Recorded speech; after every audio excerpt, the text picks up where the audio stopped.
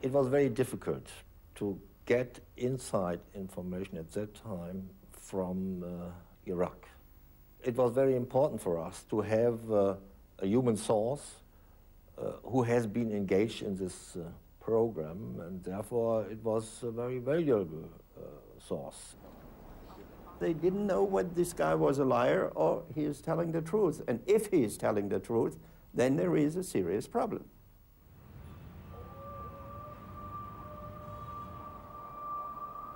Years of UN inspections proved that Saddam had lied and concealed his lethal chemical and biological agents. They'd been manufactured in giant vats or fermenters like these.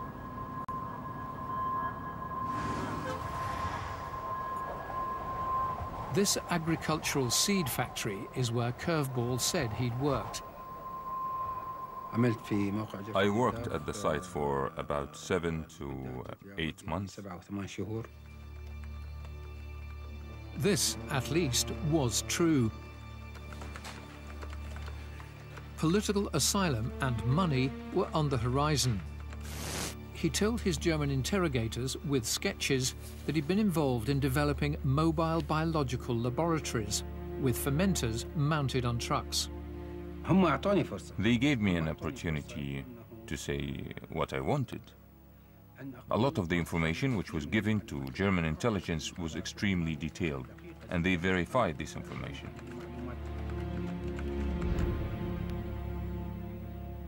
German intelligence gave the Americans over 100 top-secret reports on Curveball's case.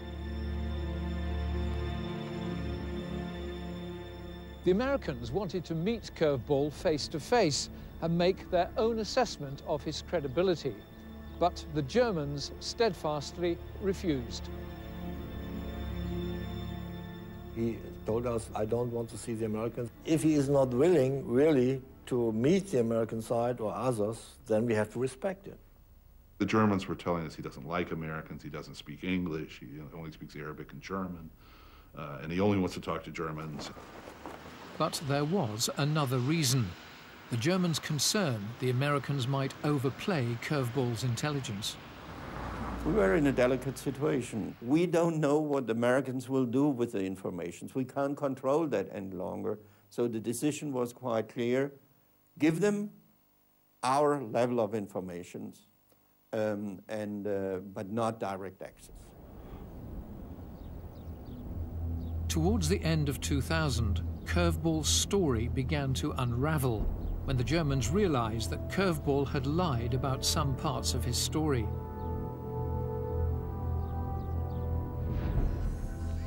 Satellite imagery confirmed these doubts. Photographs contradicted Curveball's description of the site where he'd worked near Baghdad. He said that large trucks with trailers had been driven in and out of the end warehouse, but satellite images showed it would have been impossible for an articulated truck to make that maneuver. What's more, there was a 6-foot wall in the way.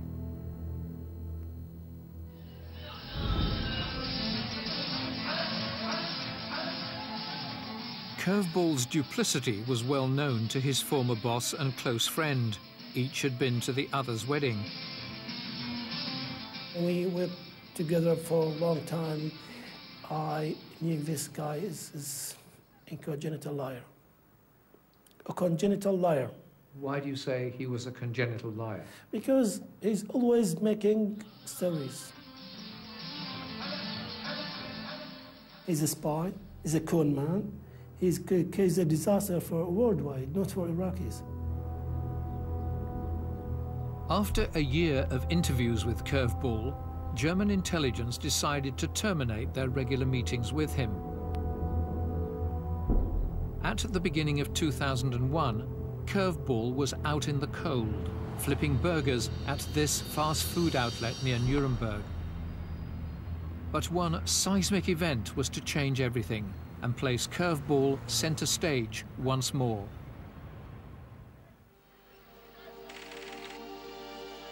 "9/11 gave President Bush the opportunity to achieve his long-term goal of overthrowing Saddam Hussein, erroneously associating him with Al-Qaeda. This is a regime that has something to hide from the civilized world. States like these and their terrorist allies constitute an axis of evil, arming to threaten the peace of the world. And what Curveball was saying now seemed too good to dismiss. To the White House, Curveball underpinned their case, but doubts were growing.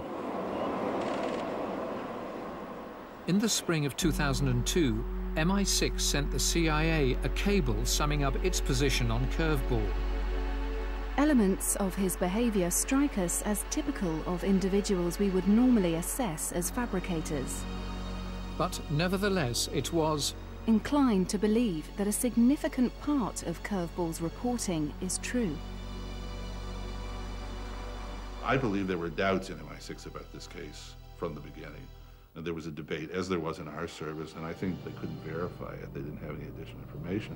Curveball is saying, I was first-hand witness to the production of the biological agents. I saw accidents where people died, and I saw, you know, railroad cars full of stuff, and I saw the trucks.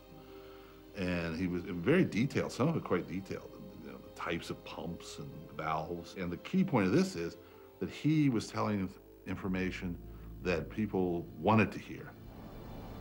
Despite all the reservations, both MI6 and the CIA decided to stick with Curveball, and they soon had what they thought was corroboration. An Iraqi major who defected confirmed that Iraq has mobile biological research laboratories. This was the second spy who fooled the world, an Iraqi defector from Saddam's intelligence service who made his way to Jordan. His name was Major Mohammed Harith. He offered himself to an exile group known as the Iraqi National Congress, or INC. Major Mohammed Harith was an Iraqi defector that the INC located in Jordan, Amman. He was quite desperate to get out of Jordan. Nabil Moussaoui was filmed by American television talking to Major Harith. Harith said it was his idea to develop mobile biological laboratories. He said he'd bought Renault trucks and revealed how many. 7. But the Americans had doubts because his story was so elaborate and unbelievable. He even claimed he'd met Osama bin Laden.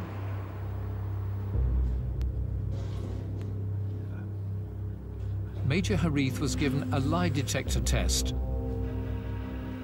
But, perhaps surprisingly, he passed. When he talked about the mobile unit, yeah, I did believe him, actually. Was his story true? It proven post-2003, no. Fabricated? Fabricated. So why did he There was no proof. Why did he fabricate such a story? I think he wanted to find a new home.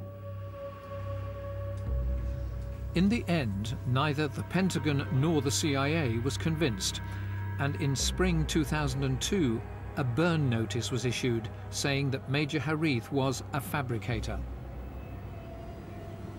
The Americans realized that Major Mohammed Harith was making it all up. He was a fabricator, yet his intelligence was still quoted. Yes. By... Same with Curveball.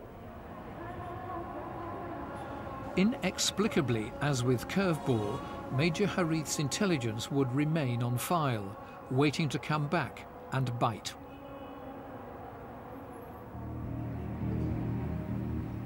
Now there was to be a third attempt to fool the world, based on the nightmare scenario that Saddam could be developing a nuclear weapon. Saddam Hussein is determined to get his hands on a nuclear bomb. Once again, the story starts with a tantalizing kernel of truth, this time in Rome. In 1999, a genuine secret letter came to light indicating that an Iraqi ambassador was planning to visit Niger, a country rich in uranium. But soon the fact turned to fantasy